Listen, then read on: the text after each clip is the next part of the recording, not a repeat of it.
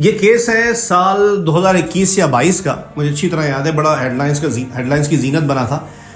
کراچی کے ایک industrial area میں ایک فیکٹری کے ملازم ایک لڑکے کے ساتھ 4 اسی کے کو ورکرز نے زیادتی کی، اس کا ریپ کیا، اور یہ کیس کافی اٹھا۔ وہ غریب لڑکا تھا اور جو ریپ کرنے والے بھی تھے وہ بھی کوئی امیر نہیں تھے، اسی فیکٹری کے ورکر تھے۔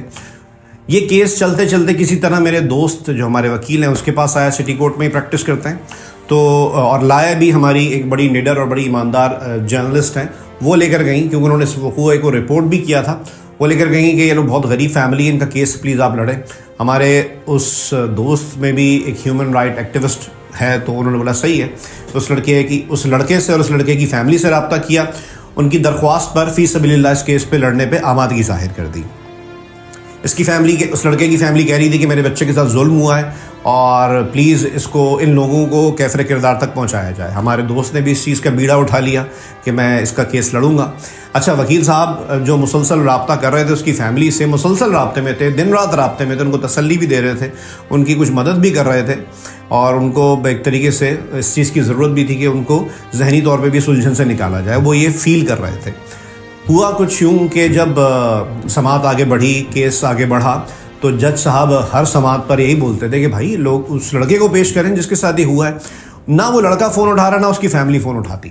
وکیل صاحب بہت پریشان ہو گئے۔ پھر جب ڈگ آؤٹ کیا اس معاملے کو، پتہ ہی لگا کہ جو 4 لڑکے تھے جنہوں نے ریپ کیا تھا، ان کی فیملیز سے اس لڑکے نے جس کے ساتھ ریپ ہوا تھا اور اس کی فیملی نے چند لاکھ روپے لے لیے ہیں۔ اب ظاہر بات ہے یہ بھی فیکٹری ورکر تھا، اور وہ جو ریپ کرنے والے تھے وہ بھی فیکٹری ورکر تھا۔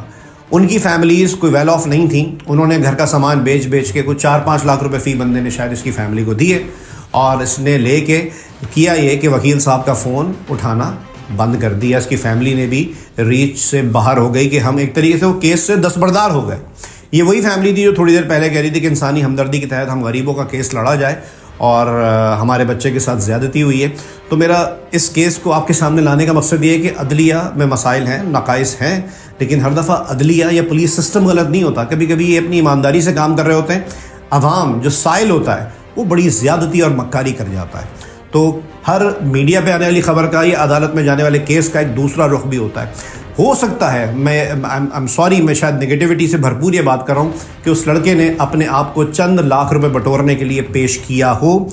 کیوں کہہ رہا ہوں یہ بات، یہ کہنے کی جسارت کیوں کر پا رہا ہوں، کیونکہ اس کے بعد ایک طریقے سے بیک آؤٹ کر جانا، وکیل کو بھی یوز کرنا، عدالت کو بھی یوز کرنا، پولیس کو بھی یوز کرنا، اور ان لوگوں سے پیسے لے کے پیچھے ہٹ جانا، یہ زیادتی نہیں ہے عوام کے ساتھ، اس سسٹم کے ساتھ تو کیا ہے؟